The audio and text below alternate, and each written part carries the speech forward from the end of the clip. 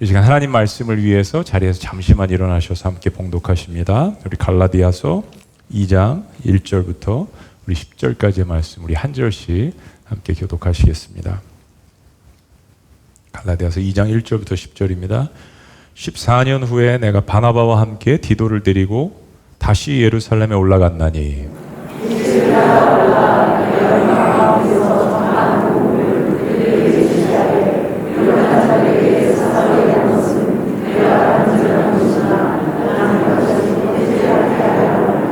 그러나 나와 함께 있는 헬라인 디도까지도 억지로 할례를 받게 하지 아니하였으니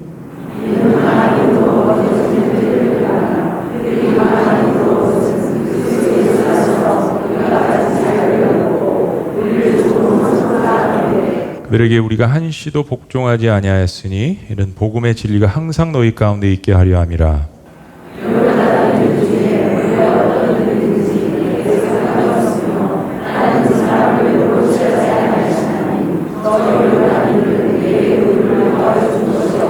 도리어 그들은 내가 무할례자에게 복음 전함을 맡은 것이 베드로가 할례자에게 맡음과 같은 것을 보았고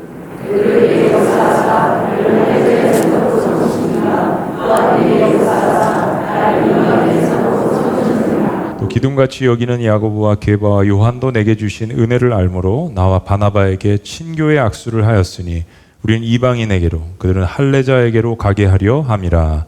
다만 우리에게 가난한 자들을 기억하도록 부탁하였으니 이것은 나도 본래부터 힘써 행하여 왔노라. 아멘. 아멘.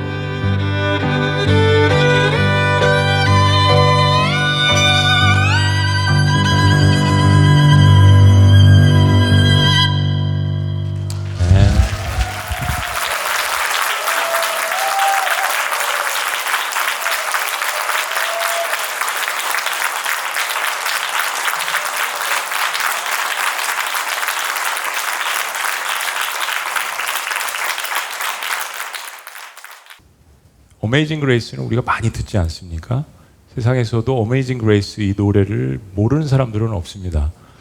저도 아마 수천 번 들었을 거예요. 저도 찬양도 했고. 근데 오늘 첫 소절 딱 하는데 눈에서 눈물이 주르르 흐르더라고요. 저도 예상은 못했습니다. 하도 많이 들은 곡이라. 복음은 과연 누구를 위한 것일까요? 교회에서 저희들이 복음을 외치는데 과연 예수님께서 십자가에 돌아가신 것이 어느 특정인을 위한 것일까요? 하나님께서 사람들을 만드셨습니다. 다양한 민족들, 다양한 언어, 다양한 부류의 사람들이 사실은 교회 안에 들어와 있습니다.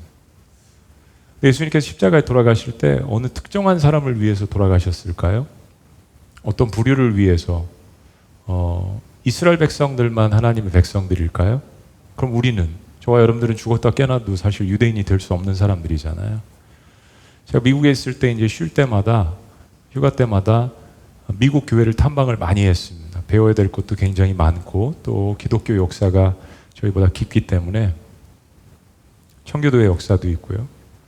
근데 미국 교회들을 탐방을 하면서 많은 은혜도 받았지만은 또 몇몇 교회들은 좀 마음이 불편했습니다.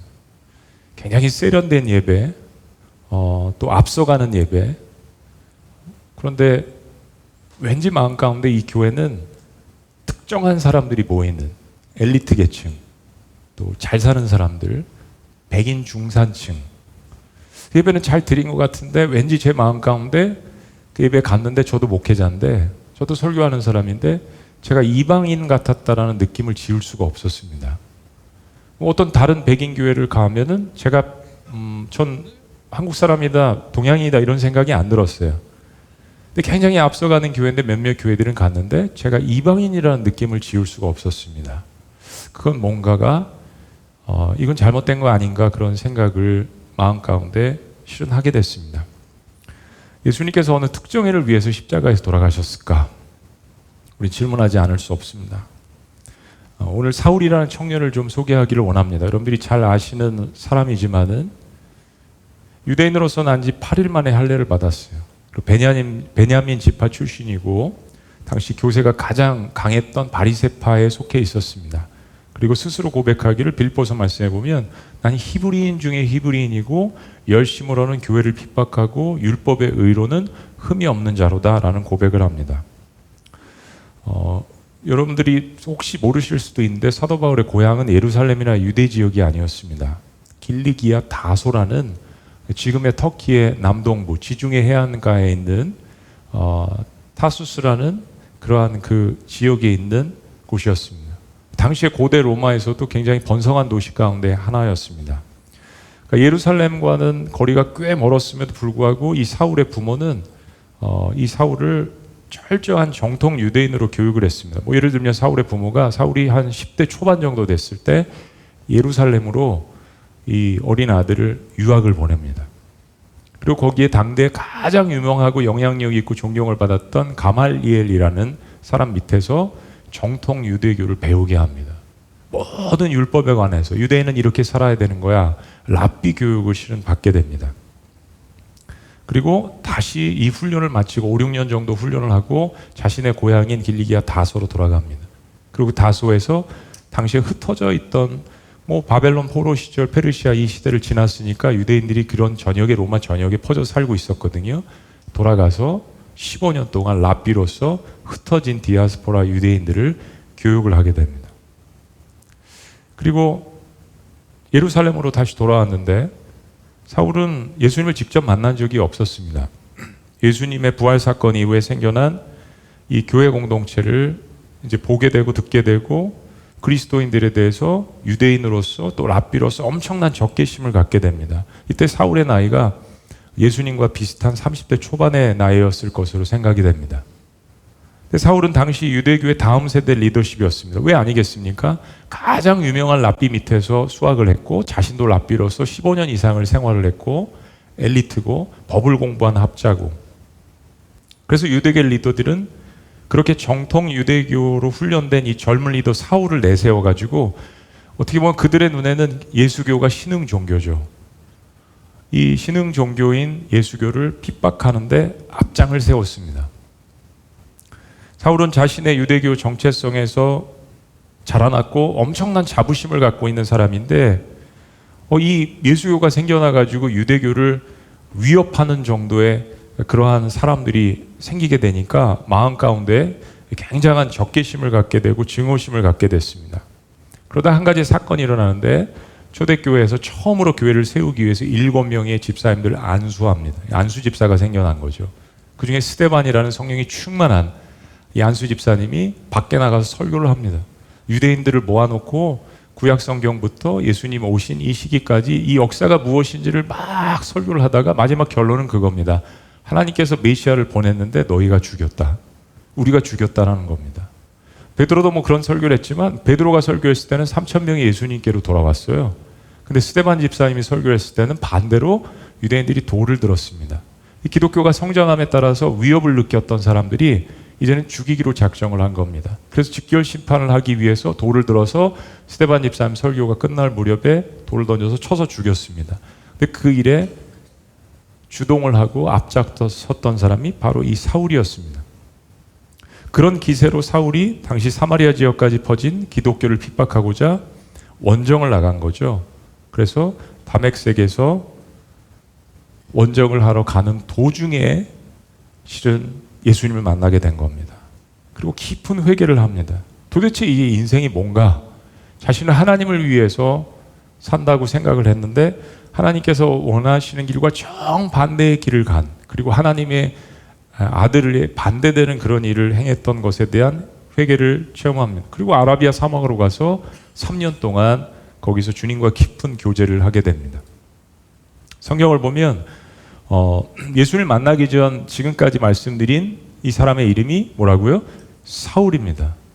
그런데 예수를 만났기 때문에 그 후에 이름이 바울로 변화된 것은 아니고요. 원래 2개의 이름을 갖고 있었습니다. 사울은 히브리식 이름이고, 그리고 바울은 그가 로마 시민권을 갖고 있었기 때문에 그가 가진 로마 라틴계 이름이었습니다.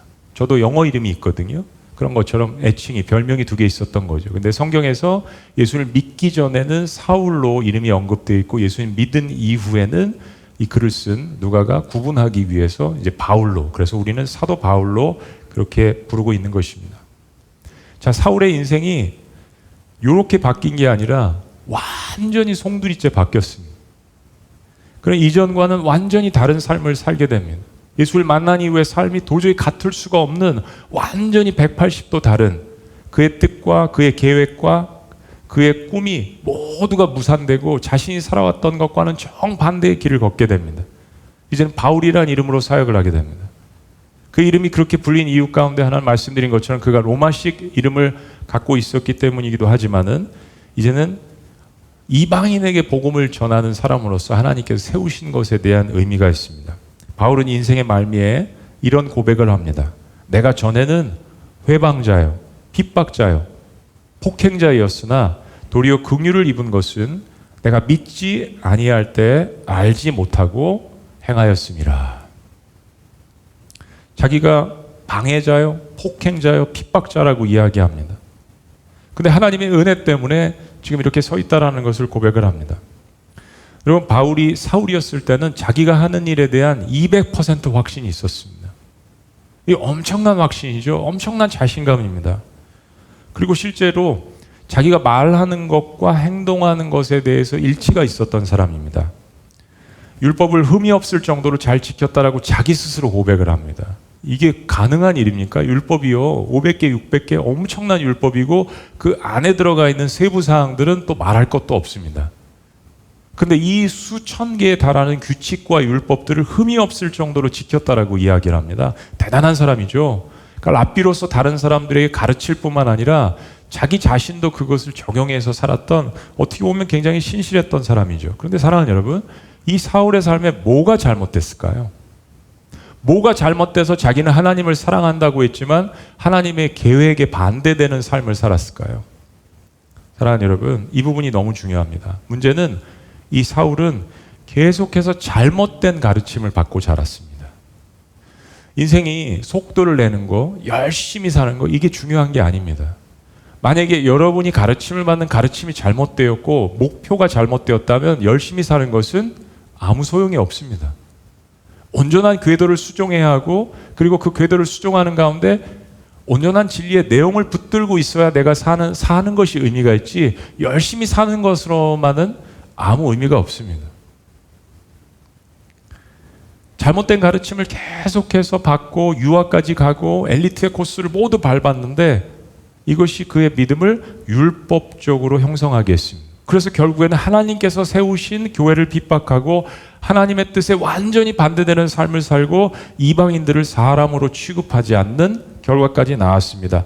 무엇에 대해서 어떻게 가르침을 받느냐에 따라서 우리의 신앙과 인생은 완전히 달라집니다. 근데 그가 예수를 만난 이후로는 이 유대교의 율법주의가 잘못되어 있다는 것을 누구보다도 잘 알고 있었기 때문에 이제는 반대로 목숨을 걸고 교회를 대변하는 하나님의 사도가 되어갑니다.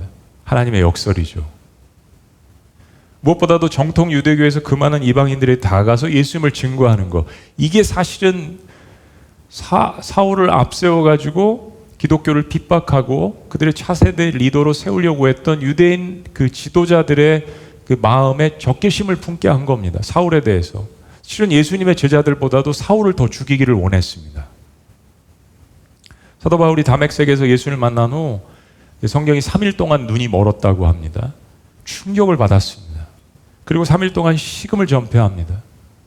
다른 사람들의 손을 이끌고 군사들을 이끌고 예수님을 믿는 사람들을 핍박하러 갔던 사울이 이제는 한 치 앞을 내다보지 못하고 다른 사람의 손에 이끌려서 다녔다라고 이야기합니다. 인생은 한순간에 그렇게 될 수 있습니다. 근데 이게 하나님의 은혜죠. 그때 하나님께서 그 지역에 있던 아나니아라는 제자에게 사울에 대해서 소개하면서 이렇게 말씀하십니다. 사도행전 9장 15절입니다. 다 같이 읽어보시죠. 시작.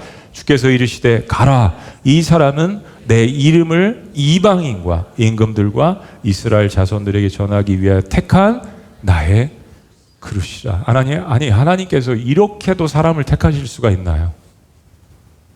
택하실 수 있습니다. 하나님은 유대교의 차세대 리더였던 사울을 회개하게 하셔서 그가 그토록 증오했던, 미워했던 교회 대변자로 세우시고요.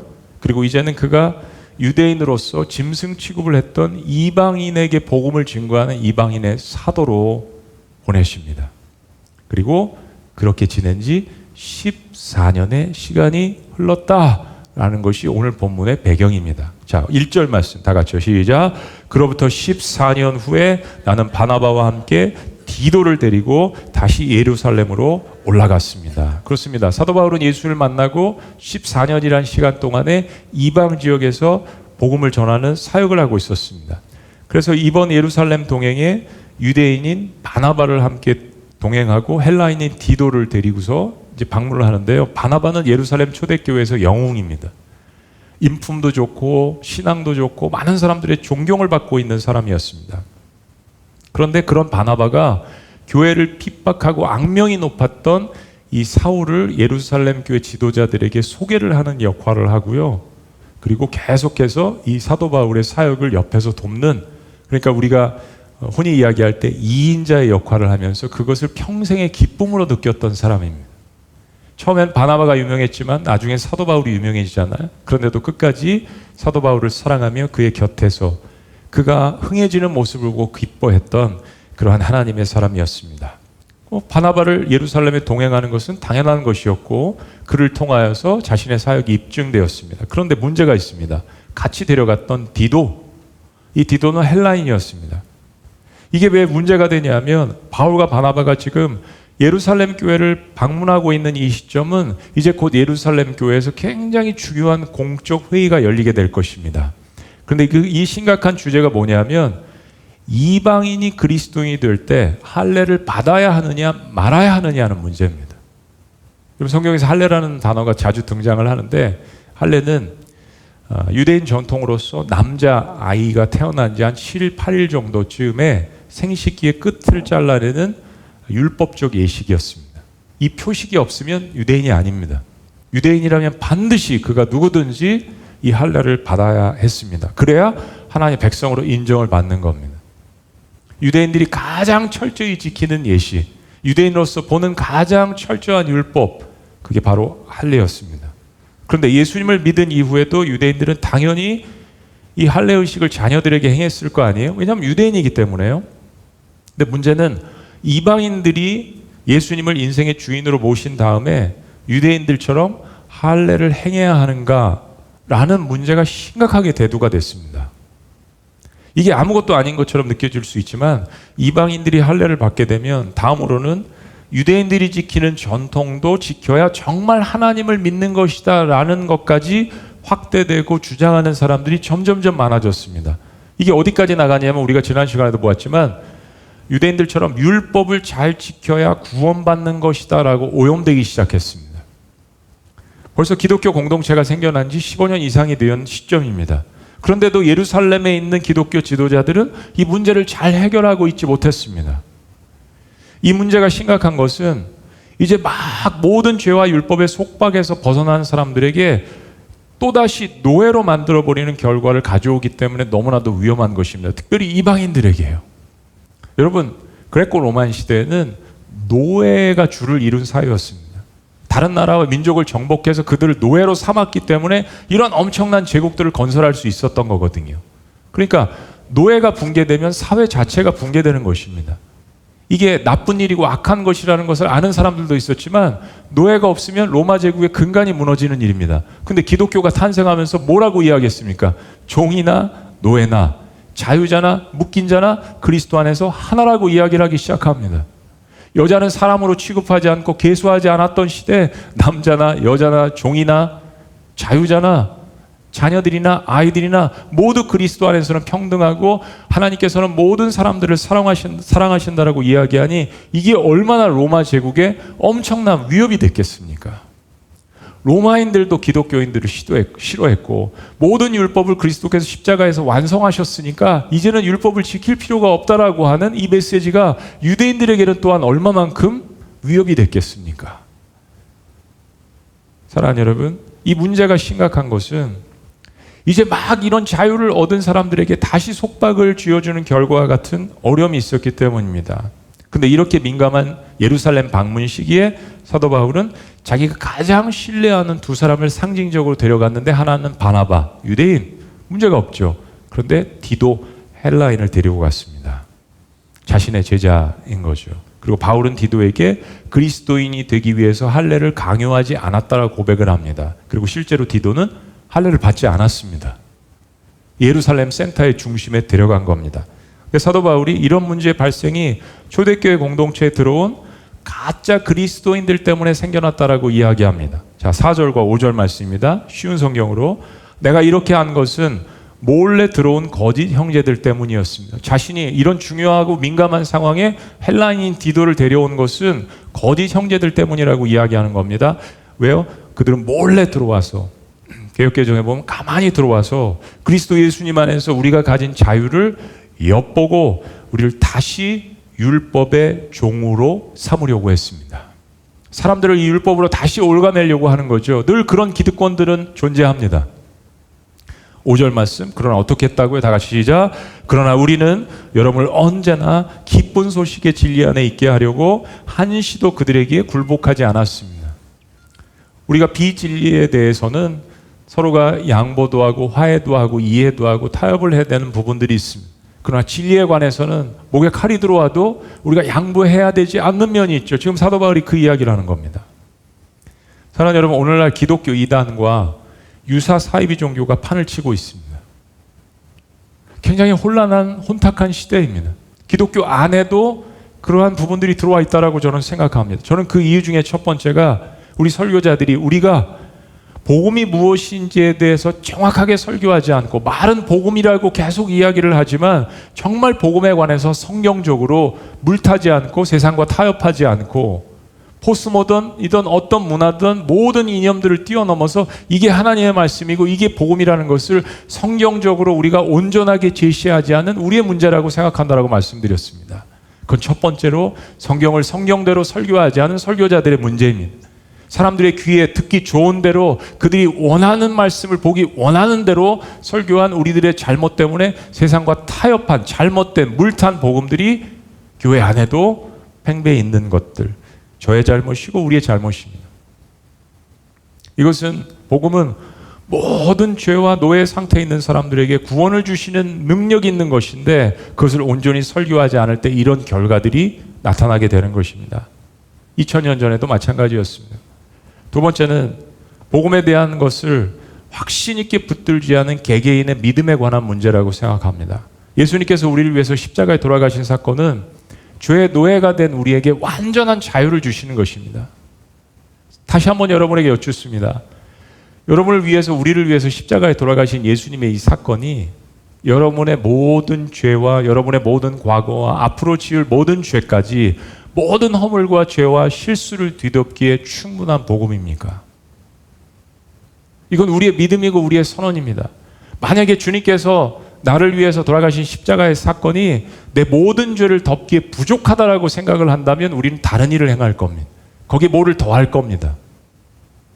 나는 죄가 너무 많아서 이 일은 아무도 모르고 나만 아는 비밀인데 하나님도 이 일은 어쩌실 수가 없다라는 생각이 들어가는 순간 사탄은 하나님과 여러분 사이에 공간을 만들고 그리고 다른 것을 여러분들에게 주입할 겁니다. 이거 해봐, 저거 해봐, 그것으로 채워봐. 그리고 끊임없이 거기에 중독되게 만들 것입니다. 오늘날 그리스도인이라고 이야기하면서도 실은 마음의 평강과 기쁨을 얻지 못하는 그 사이에는 그러한 율법주의가 우리에게 들어와 있는 것입니다. 사랑하는 여러분, 근데 이 문제를 누구보다도 잘 알고 있는 사람이 사도 바울이었습니다. 그래서 하나님께서 그의 인생을 바꿔놓으신 것이 아니겠습니까?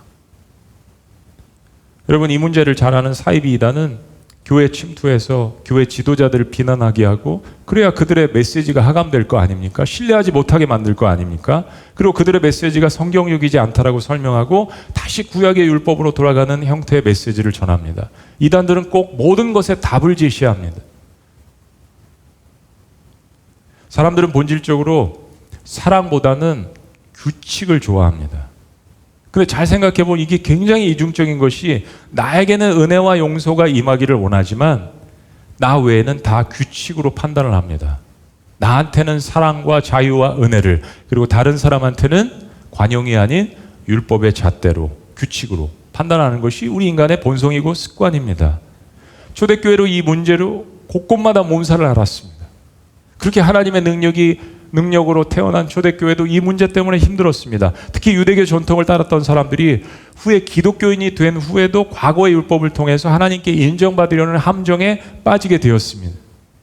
십자가 사건은 충분하지 않아. 내가 하나님 앞에 사랑을 받기 위해서 나는 충분하지 않아. 이 충분하지 않다라는 것을 계속해서 사탄은 우리의 마음에, 우리의 영혼에 주입하지 않습니까? 여러분, 예수님의 제자들을 보면 대부분 직업군이 하류층이었죠. 물고기 잡는 어부들이었습니다. 근데 사도 바울은 이 율법주의 함정을 누구보다도 잘 알고 있는 법학학자였습니다. 그런데 지금 율법주의자였던 바울이 자신의 생명을 죄와 율법에서 해방케 하신 예수님 한 분만으로 모든 것이 다 충분하다는 것을 설파합니다. 율법의 한복판에 있었던 사람이 율법으로는 도저히 구원을 얻을 수 없었다라는 것을 자신의 인생의 삶과 간증을 통하여서, 그리고 하나님 말씀을 통하여서 설파했을 때 이건 엄청난 영향력이 있었던 것입니다. 그래서 유대인들이 두려워했던 거죠. 더 충격적인 것은 사도 바울이 예루살렘에 이렇게 갔을 때 그 자리에 이방인이면서 자신이 가장 신뢰하는 제자 중에 하나는 디도를 딱 데리고 간 것은 굉장히 상징적인 일입니다. 할례가 구원의 조건이 아니라는 것. 우리가 지켜왔던 율법이 사람을 구원해서 해방시켜 줄 수 없었다는 것을, 규칙을 지킴으로 인해서 자유를 얻을 수 없었다는 것을 분명하게 이야기하는 겁니다. 그리고 베드로와 같은 제자들이 유대인에게 복음을 증거하기 위해서 그들도 부름을 받았듯이 나도, 나 같은 죄인도, 이런 괴수죄인도 이방인을 위해서 부름을 받았다는 것을 고백을 합니다. 자, 7절 말씀. 그들은 베드로가 유대인들에게 기쁜 소식을 전하는 일을 맡은 것 같이 내가 이방인들에게 기쁜 소식을 전하는 일을 맡은 것을 보았습니다. 자, 8절 말씀 다 같이요. 시작. 베드로에게 능력을 주어 그를 유대인의 사도로 삼으신 하나님이 나에게 능력을 주어 나를 이방인의 사도로 삼으신 것입니다. 그렇습니다. 당시 예루살렘에 있는 수많은 사람들이 예수님을 영접했습니다. 그들은 말씀드린 것처럼 복음을 통해서 전에 없었던 자유를 누렸습니다. 이게 가난키나 한 일입니까? 그레코 로만 사회에서 종이나 자유자나 남자나 여자나 이방인이나 뭐 헬라인이나 유대인이나 다 그리스도 안에서 차별이 없다라는 이 복음의 메시지가 이게 가당키나 한 것입니까? 그 당시에 갖고 있었던 철학, 그 당시에 갖고 있었던 문화, 행정 모든 시스템을 뛰어넘는 엄청난 그야말로 실은 예수님께서 제시하신 혁명이었습니다. 그런데 사랑하는 여러분, 그렇게 복음을 받아들이고 자유를 얻은 사람들이 땅끝까지 가서 복음을 증거하라는 이 말씀의 의미가 무엇인지는 아직 깨닫지 못했습니다. 이거죠. 우리에게 적용을 한다면 나랑 생각이 틀리고 살아온 배경이 다르고 피부 색깔이 다르고 언어가 다른 사람들에게는 내가 받은 복음을 전해야 한다는 생각을 하지 못했습니다. 저는 미국 생활을 오래 하면서 유학 생활을 했잖아요. 근데 그리스도인들에게 인종차별을 받은 적이 있습니다. 그리스도인이에요. 백인들입니다. 그런데 인종차별을 물론 백인들 안에서도 흑인들 안에서도 아시아 계통 안에서도 서로가 인종차별을 하지만 그리스도인 안, 교회 안에서도 피부 색깔이 다르다는 이유로 사람들을 차별하는 것을 책에서 본 게 아니라 실제로 경험을 해봤습니다. 이게 2000년 전에도 똑같은 거예요. 유대인들이 예수를 믿었는데 그러면 이방인들도 품어야 되는데 땅끝까지 가라는 의미가 무엇인지를 아직도 깨닫지 못해서 그거를 회의를 한다라는 게, 투표를 한다라는 게 이게 말이나 됩니까? 이미 하나님께서 가르쳐 주신 것이었는데요. 유대교회 예수님께서 던지신 이 메시지들은 사람들을 굉장히 당황하게 만들었습니다. 그리고 시간이 지나면서 유대인들은 분노하기 시작했습니다.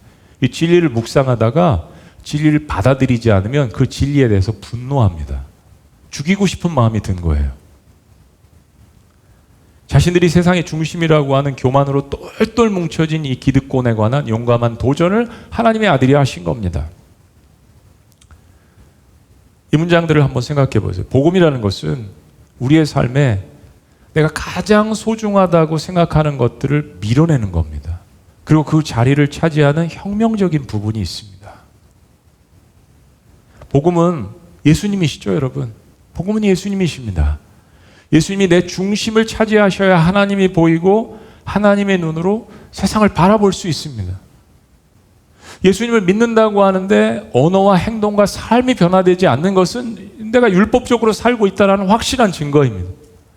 하나님이 완벽을 요구하시는 게 아니라 여러분, 복음을 받아들이고 예수를 믿는 사람들은 삶의 변화가 시작이 됩니다. 아니, 변화가 있어야 합니다. 요즘 여러분 그 중에 하나가 뭐냐 하면 우리 하나님 사랑한다, 하나님 예배하고 우리 다 하잖아요, 이거. 그죠? 그런데 하나님 사랑하는 것은 다른 사람들을 보는 관점과 연결이 되어 있습니다. 하나님 사랑하는 걸 뭐로 입증하겠습니까? 내 신앙을. 내가 하는 일로, 내가 하는 공로로, 내가 하는 업적으로 하나님 사랑하는 것을 증명할 수 있겠습니까? 사랑하는 여러분, 예수님을 믿고 변화가 시작되면 그 중에 하나는 사람을 보는 관점이 바뀌어야 합니다. 사랑의 관점으로 사람을 보아야 하는 거야. 당해도 또 당해도 그래야 합니다. 왜냐하면 하나님께서 나에게 그렇게 당하시고 나에게 그렇게 속으시고 그래도 또 여전히 계속해서 사랑의 눈으로 사사기 말씀을 묵상했잖아요. 너무 힘들어요. 그죠? 그 할만 하나님을 수백 년 동안 얼마나 많이 배신한 겁니까? 우리도 보면서 화가 나잖아요. 근데 하나님은 여전히 계속 사사를 보내십니다. 하나님은 실은 우리에게도 그렇게 당하셨어요. 십자가에서 하나님의 아들을 뺏기셨습니다. 하나님은 우리를 그런 관점으로 바라보시는 거예요. 근데 그 하나님이 내 마음에 들어오셨습니다. 그럼 내 마음에 들어오셨다면 사람들을 보는 관점이 바뀌지 않는다면 그 내가 정말 하나님을 믿는지 안 믿는지 심각하게 고민해 봐야 합니다. 예수님께서 내 아버지는 그렇게 말씀하신 것이 아니야 라고 유대 랍비들과 논쟁을 벌이셨습니다. 구약에서 하나님께서 내 아버지께서 이야기하신 의미는 그게 아니야. 나와 아버지는 하나야. 나를 본 자는 아버지를 보았다. 아버지께서 아버지의 마음을 표현하시기 위해서 나를 이 땅에 보내신 거야. 그렇게 하셨을 때 유대인들이 예수님을 죽이기로 작정했습니다. 근데 마침내 십자가에서 부활하신 예수님께서 하나님 아버지께로 돌아가시기 전에 그간 3년 동안 사역하셨던 그 모든 것의 결론을 지상 대위임 명령, The Great Commission이라고 해서 마태복음 28장에 우리에게 주셨는데 그걸 다시 한번 보세요. 예수께서 나와 일러 가라사대 하늘과 땅의 모든 권세를 내게 주셨는데 내가 아버지의 권세로 이야기한다. 그리고 하신 첫 번째 문장이 뭡니까? 그러므로 너희는 가라. 누구에게 가라고요? 모든 민족에게 가라고 했습니다. 모든 민족에게. 유대인들에게 지금 명령한 거예요. 예수님의 제자들에게 이야기한 겁니다. 모든 민족에게. 유대인들은 이방인들을 볼 때 짐승 취급조차 하지 않습니다. 그런데 그런 유대인들에게 모든 민족에게 가라고 이야기합니다. 그동안 유대교에만 갇혀서 원래 하나님께서 아브라함을 부르셨을 때에는 창세기 12장에 보시면 아브라함을 축복하시고 히브리 민족을 만들어서 그 히브리 민족을 통하여서 다른 열방을 축복하시려고 다른 민족들을 축복하시고 그들을 부르시려고 거대한 하나님 나라의 비전을 아브라함에게 주셨던 겁니다. 근데 그 의미를 이해하지 못하고 자신들의 유대교 안에만 갇혀서 자신들만 하나님의 백성이라고 생각하고 자신들만 잘하고 있다라고 생각하는 그 기득권층에 예수님께서 도전장을 내미시고 십자가에 돌아가셨다가 부활하신 후 마지막에 그들에게 주신 사명이 모든 민족에게 가라고 하신 거예요. 예루살렘과 유대와 사마리아와 땅끝까지 이르러서 내 증인이 되라고요. 그리고 이 사실을 사도 바울이 깨달은 겁니다. 얼마나 충격을 받았을까요, 여러분? 내가 가고 있었던 길이 이게 진리인 줄 알았는데 그게 아니라는 말씀, 완전히 반대된 길을 갔다라는 거. 그토록 소중히 여겼지만 자신을 노예 삼았던 유대교의 그 아성을 깨어버리고 이방인을 위해서 부름을 받았음을 다시 한번 선포합니다. 그리고 이 과정에서 모든 부류의 사람들에게 복음을 증거하기 위해서는 여러 사람들과의 연합함이 필요함을 역설합니다. 자, 9절 말씀이요. 9절 말씀 다 같이요. 쉬운 성경으로 시작. 그리고 기둥 같은 지도자로 알려진 야고보와 베드로와 요한도 하나님이 나에게 주신 은혜를 인정하고 나와 바나바에게 교제의 악수를 청해 왔습니다. 그래서 우리는 이방인들에게 가서 기쁜 소식을 전하고 그들은 유대인들에게 가서 기쁜 소식을 전하기로 했습니다. 우리의 부르심은 다르지만 우리를 부르신 분은 한 분, 하나님. 우리를 부르신 분 하나님은 한 분이시지만 그러나 우리의 사역은 여러 형태의 모습으로 존재합니다. 교회 공동체는 한 가지의 혈액형만 갖고 있지 않습니다. 저의 비밀 하나를 여러분들에게 오늘 공개합니다. 저의 혈액형은 나쁜 남자 B형입니다. 왜 B형이 나쁜 남자인지 저는 화가 납니다. 사람을 그런 식으로 영화 하나 때문에. 여러분, 저희 미라클 오이교회 남자들이 다 B형입니까? 아닙니다. AB형이 뭐 소심하다고요? 그런 식으로 사람을 다 판단할 수 있습니까? A형은 뭐라고요? 뭐 O형은 뭐라고요? MBTI 하면서 나는 괜찮은 사람이고 다른 사람들은, 그래서 우리가 그런 성격 테스트를 하고 기질 테스트를 하는 겁니까? 그거 아니잖아요. 그러면 하나님 앞에서 우리의 기준은 뭐가 돼야 되죠? 한 종류의 MBTI만 갖고 있는 교회는 없습니다. 소그룹도 그런 모임이 없어요. 그건 불가능합니다. 근데 그렇게 다양한 사람들이 모여있기 때문에 또한 모든 다양한 사람들을 이해하고 나와 같은 사람들에게 복음을 증거하는 것이 가능한 것입니다. 그 사람이 당한 아픔, 그 사람이 갖고 있는 기질, 그 사람이 갖고 있었던 배경, 내가 그거 살아봤기 때문에 잘 아는 거예요. 하나님은 그렇게 사람들을 부르셔서 쓰시는 겁니다. 왜 그렇게 기독교를 핍박했던 율법주의의 중심에 있었던 사도 바울을 부르셔서 기독교를 대변하게 하시는지, 하나님의 이해할 수 없는 은혜의 뜻이죠. 예수님의 12제자들의 대표적 기억인 베드로와 야고보와 요한, 그들은 유대인들에게 복음을 증거하는 사도로 부르심을 받았습니다. 근데 이방인 선교의 지도자들인 바나바와 바울이 서로 함께 손을 잡고 일하는 이 모습을 생각해 보세요. 출신 성분도 완전히 다릅니다. 바울은 엘리트였습니다. 예수님의 제자들은 대부분 하류계층이었습니다.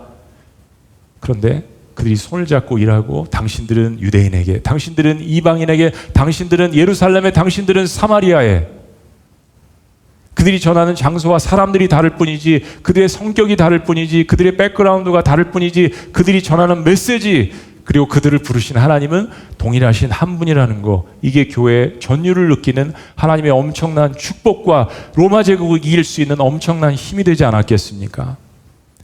우리 교회도 이미 여러 사역팀들이 존재합니다.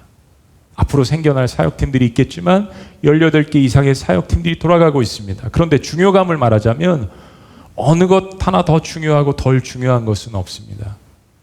저는 이제 앞으로 주일에 30초씩만이라도 한 개의 사역팀을 소개하면서 칭찬하기를 원합니다. 오늘은 미디어팀.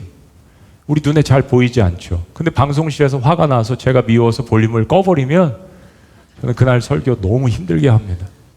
가끔 그런 생각을 해봤어요. 방송실에 계신 분들이 제가 좀 미워가지고 볼륨을 조금씩 줄여요. 아니, 그럴 수 있어요. 여기 찬양하는 사람들이 한 8명인데 어느 싱어가 좀 마음에 안 들어요. 볼륨을 확 줄여버릴 수 있습니다. 예를 들어서 이야기하는 그렇다는 이야기가 아니라, 그런데 사랑하는 여러분, 방송실에서 사실 저기는 에어컨도 안 나오고 땀을 뻘뻘 흘려가면서 자막 하나 틀리면 제가 또 가끔 이렇게 한 번씩 쳐다보잖아요. 그 얼마나 긴장을 하겠어요, 여러분. 속이 타들어가는 장소, 근데 눈에 보이지 않습니다. 여러분, 여름에 제일 고생하는 팀 중에 하나가 파킹 봉사 팀이죠. 그냥 제가 보면은 딱 점심때 보면 옷이 다 젖었어요, 이미. 얼마나 더운 날씨에 밖에서 안에서도 헥헥대는데, 그 외에도 이제 하나씩 소개를 하겠지만, 사랑하는 여러분, 어느 팀 하나 더 중요하고 덜 중요한 것이 없습니다. 하나님에게는 모든 자식들이 다 소중합니다. 여러분, 자식 중에 어느 자식은 소중하고 어느 자식은 소중하지 않습니까? 여러분, 몸의 지체에 이 부분은 필요 없다라고 생각하는 부분이 있으시죠? 그걸 잘라내 보세요. 얼마나 아픈지. 덜 아프고 더 아픈 부분이 있습니까? 아니에요. 다 내 몸이에요. 교회 공동체는 그리스도의 몸이라고 주님께서 이야기하시지 않습니까? 모든 것이 다 중요합니다. 하나님께서는 그렇게 부르셨다라는 거예요. 유대인이나 헬라인이나 종이나 자유자나 남자나 여자나 어떤 부류의 사람도 피부 색깔을 넘어서 하나님께는 모두가 택함을 받은 하나님의 백성이라는 것을 유대인들에게, 사도 바울에게 이야기하는 것입니다. 그렇게 다양한 사람들을 교회에 부르셨기 때문에 그 다양한 사람들을 통하여서 또한 교회 밖에 있는 다양한 사람들을 이해하고 다양하게 복음을 전할 수 있게 되는 것입니다. 복음을 모든 부류의 사람들에게 전하기 위해서 연합함이 이렇게 중요하다는 것을 이야기합니다. 그리고 사도 바울은 모든 부류의 사람들에게 복음을 전하되 마지막 한 가지 중요한 부분을 당부합니다. 그것은 바로 경제적으로 소외된 사람들에 대한 돌봄이었습니다. 10절 말씀입니다. 마지막 10절 말씀 다 같이 봉독합니다. 시작. 또 그들은 우리에게 가난한 사람들을 돌보라고 부탁했는데 그 일은 내가 전부터 열심히 해오던 일이었습니다. 당시 예루살렘 지역은 극심한 가뭄으로 많은 사람들이 기아에 허덕였습니다. 실제로 역사책에 AD 30년과 AD 50년에 팔레스타인 지역에 엄청난 가뭄이 들었다라고 이야기합니다. 거기다가 여러분 이거 생각해 보세요. 유대인들이 예수님을 믿었습니다. 유대인들이 예수님을 믿으면 가족에게서 쫓겨납니다. 그 가문이 다 예수를 믿지 않으면 공동체에서 쫓겨납니다. 지금 이슬람도 그렇지 않습니까? 가족에게서 쫓겨나고 공동체에서 쫓겨난다는 것은 그들의 생활 양식을 잃어버린다는 이야기입니다. 하류층으로 전락한다는 이야기예요. 거기에 가뭄이 들었습니다. 교회 그리스도인들이 예루살렘에서 너무 힘든 생활을 하고 있었던 거예요. 사도 바울이 바나바와 함께 예루살렘을 방문한 이유 중에 하나가 바로 상대적으로 부유한 로마 제국에 있는 이방인 지역에 세워진 교회들에서 구제 헌금을 걷어가지고 예루살렘에 지금 전달하는 겁니다. 이게 가슴이 뭉클한 이야기예요.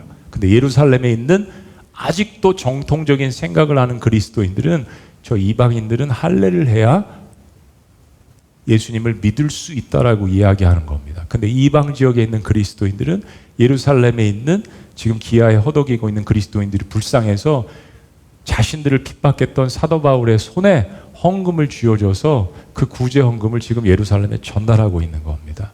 이게 하나님의 역설입니다. 예수님의 가르침 중에 경제적으로 궁핍한 자들을 돌아보라는 가르침을 예수님께서 여러 번 반복해서 이야기하시죠. 그리고 교회가 세워진 이후에는 어느 교회든지 교회가 할 수 있는 만큼 이 구제 긍휼 사역에 있어서 복음을 증거함과 더불어서 예수님의 사랑을 실천하는데 최선을 다해야 합니다. 저도 이 사역의 중요성을 알고 있기 때문에 그동안 사역하면서 미국에서도 이 구제 긍휼 사역을 오병이어의 사역이라고, M5 to Kingdom 사역이라고 하면서 이 사역들을 오랫동안 해왔습니다. 우리 교회의 이름이 그렇게 오병이어의 약자를 따서 Miracle 5 to Church가 된 것입니다. 사랑하는 여러분, 하나님은 참 역설적이십니다. 우리 한번 이렇게 따라해 보실까요? 하나님은 역설적이십니다. 세상의 중심에 서 있던 사람 사울입니다. 첫째, 무서울 게 없고, 그죠? 자기 확신으로 가득 찼고, 늘 자신감에 차 있고, 부러운 게 없고, 늘 성공하고, 높은 곳에 있고, 중심에 있고, 사람들을 가르치고, 하나님의 선택을 받았다는 히브리 민족, 그들이 신봉하는 유대교를 앞으로 이끌어갈 차세대 지도자, 새로 나타난 예수교를 핍박하며 혁혁한 공을 세우는 유대교에 행동하는 대변자였습니다. 사랑하는 여러분, 그를 하나님께서 꾸짖으십니다. 너 잘못된 길을 가고 있다라고. 그리고 그를 끄집어 내리십니다. 왜요? 사랑하시니까. 그리고 사용하시기 위해서. 그리고 그는 예수를 만나고 모든 것을 다 잃어버렸습니다. 누가 지금 유대교에서 사도 바울을 알아주겠습니까? 변절자라고 이야기할 거 아닙니까? 그가 가진 지위도, 명예도, 랍비라는 권세도, 인기도, 물질도, 그의 가문도, 그가 사랑했던 유대 공동체도 모든 것을 다 잃어버렸습니다. 사랑하는 여러분, 사도 바울이 모든 것을 다 잃어버리고 빼앗기고 실망하고 좌절하고 아무것도 못한 삶으로 생을 마감했을까요? 아닙니다. 로마 제국 전역을 돌아다니면서 자신은 모든 것을 잃어버렸지만 그 잃어버린 가운데 그리스도를 얻은 것을 설파하고 교회를 세우고 있습니다. 빌립보서에서 사도 바울은 이렇게 고백합니다. 교회를 박해하기까지 한 열심을 가졌으며 율법에 비추어 보아도 흠이 없는 사람이었습니다. 그러나 내게 유익하던 그 모든 것을 나는 그리스도를 위해서 다 버렸습니다. 두 가지 중의적인 의미예요. 다 빼앗기고 잃어버린 면도 있고, 그러나 이건 믿음의 결단이죠. 난 잃어버리기로 한 주체가 되어가는 겁니다. 그리스도를 위해서 포기할 줄 아는 주체가 되어가는 겁니다. 여러분, 이게 신앙적으로 너무 중요한 고백입니다. 보세요. 때로는 여러분 상황 속에서 내가 빼앗겼다라고 생각하는 사람이 있습니다. 끝까지 그렇게 가면 인생이 참 불행한 겁니다. 사도 바울은 내가 배설물로 여겼다라는 주체적인 고백을 합니다. 그리스도를 위해 다 버렸습니다. 8절, 더구나 내가 모든 것을 잃어버린 것처럼 여기는 것은 내 주 그리스도 예수님을 아는 지식이 훨씬 더 가치가 있기 때문입니다. 나는 그리스도를 위해 모든 것을 잃어버렸습니다. 보세요. 고백이 주체적으로 바뀝니다. 내가 그 모든 것을 쓰레기처럼 여기는 것은 그리스도를 얻고 그분과 완전히 하나가 되기 위한 것입니다. 이제 나는 율법을 지켜서 내 스스로 의롭게 된 것이 아니라 그리스도를 믿음으로 의롭게 되었습니다. 다 같이요. 시작. 이 의는 어디까지나 믿음에 근거한 것이며 하나님이 주신 것입니다. 할렐루야. 저는 이 본문과 갈라디아서 2장 20절 말씀을 얼마나 많이 묵상하고 얼마나 많이 설교하고 얼마나 많이 가르쳤겠습니까? 그런데 한 고난을 통과하다 보니까 이게 이런 의미였구나 라는 것을 비로소 깨닫게 됩니다. 그리스도 안에서 내가 이제까지 추구했던 모든 것들을 잃어버린다는 의미가, 그리고 그 모든 것들을 잃어버림에도 불구하고 그것 때문에 그리스도를 붙들 수 있는 것이 이게 얼마만큼 큰 축복이라는 것을 다시 한번 고난과 광야의 길을 통해서 그걸 깨닫는다면 여러분, 그건 더 이상 재앙이 아닙니다. 저주가 아닙니다. 넘어지는 것이 아닙니다. 사도 바울은 이 과정을 거치면서 하나님의 복음이라는 것이 모든 사람들을 위한 것임을 깨달았습니다. 오늘 이 자리에는 다양한 도시에서 오신 분들, 다양한 경험을 하신 분들, 다양한 연령대가 존재합니다. 그리고 영어권들도 몇몇 분들 앉으셔서 통역기를 듣고 계십니다. 인도에서 오신 분들도 있고 미국에서 오신 분들도 있고 여러 경험을 한 다양한 사람들이 그리스도의 한 복음을 이 한 자리에서 듣고 있습니다. 사도 바울은 가장 높은 곳에 있다고 생각하면서 자신은 유대교 하나만 알았습니다. 히브리인들만 사람 취급을 했습니다. 근데 가장 높은 곳에 있었던 사도 바울을 끄집어 내리셨습니다. 그리고 하나님께서 세우신 교회를 핍박하던 사울을 그 교회를 보호하는 대변자로 만드신 이 하나님의 역설은 사도 바울에게 임한 하나님의 은혜가 아닙니다. 이 말씀을 듣고 있는 모든 사람들에게 임하신 하나님의 은혜라는 것을 기억하시기를 주의 이름으로 축복합니다. 하나님은 십자가에서 자신의 아들, 자신의 전부를 잃어버리셨습니다. 여러분에게, 저에게, 우리 모두에게 마지막으로 도전합니다. 그럼 여러분들은 예수님을 믿으시면서 무엇을 잃어버리셨습니까? 하나님 우리를 얻기 위해서 자신의 모든 것들을 투자하시고 모든 것을 잃어버리셨는데, 여러분, 내가 예수를 믿으면서 무엇을 잃어버리셨습니까? 오늘 그 한 가지를 생각하셨으면 좋겠습니다. 여러분의 물질, 혹은 여러분의 인간관계, 여러분의 자존감, 여러분의 업적, 어떤 것들이 그리스도를 알고 만나면서 무너지셨습니까? 하나님은 사도 바울이 그가 이루었던 모든 업적들, 그가 쓰레기처럼 여겼던 것들을 하나하나 주섬주섬 다시 주워 담으십니다. 그리고 그와 비슷한 환경에 있었던 사람들에게 복음을 증거하기 위해서 사도 바울의 과거를 사용하십니다. 복음은요, 모든 사람들을 위한 것입니다. 이 자리에 이 말씀을 듣고 있는 어느 한 사람도 예외가 될 수 없습니다. 하나님 여러분 모두를 사랑하시고 그리고 여러분 모두를 분명하게 사용하시기를 원하십니다. 기도하시겠습니다.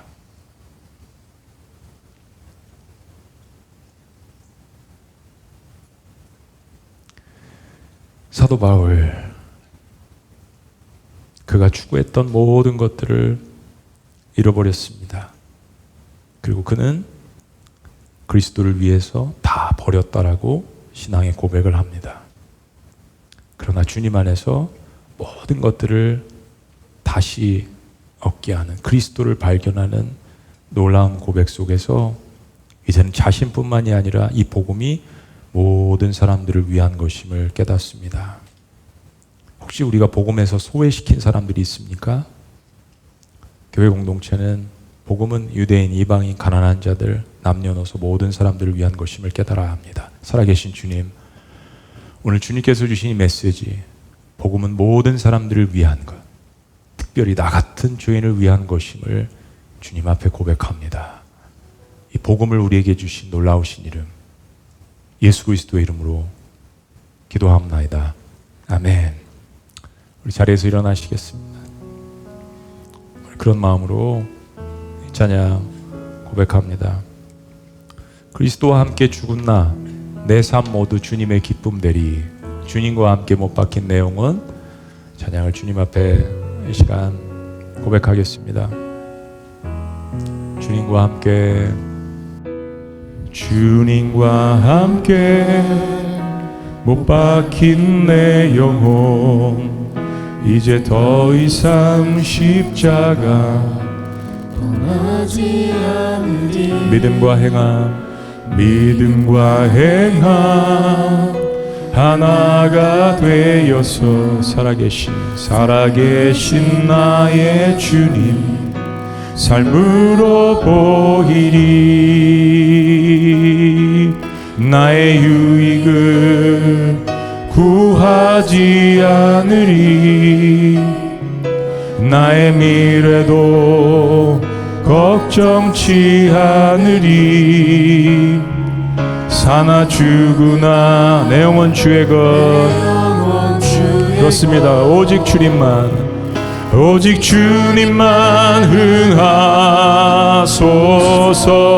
흥하소서. 주의 복음을 전하게 하소서. 그리스도와 함께 죽은 나, 내 삶 모두 주의 기쁨이 되리. 주의 복음을 전하게 하소서.